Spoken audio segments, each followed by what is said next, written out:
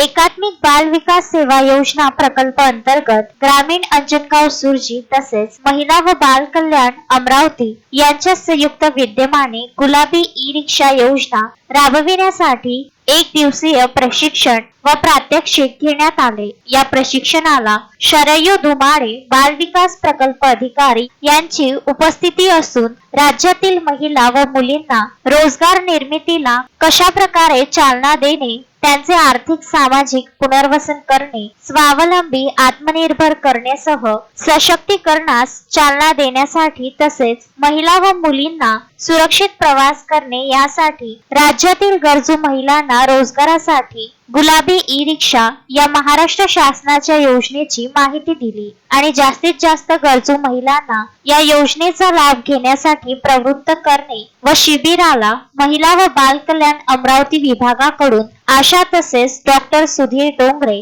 तालुका वैद्यकीय अधिकारी अंजनगाव सुरजी, सविता सालोड शहर प्रकल्प अधिकारी नगर परिषद अंजनगाव सुरजी, ज्योती जावरे समूह संघटिका अंजनगाव नगर परिषद सीआरपी, अंगणवाडी सेविका, ग्रामीण व शहरी भागातील महिला प्रामुख्याने उपस्थित होत्या। हा संपूर्ण कार्यक्रम प्रज्वल थेलकर विस्तार अधिकारी ICDS अंजनगाव सुरजी यांनी सर्व उपस्थित महिलांचे आभार व्यक्त केले। काही अंगणवाडी सेविका यांनी ई रिक्षा चालवण्याचे प्रात्यक्षिक सुद्धा करून दाखविले। जास्तीत जास्त गरजू महिलांनी या योजनेचा लाभ घ्यावा असे आवाहन देखील करण्यात आले। रवींद्र वानखडे, विदर्भ न्यूज, अंजनगाव सुरजी।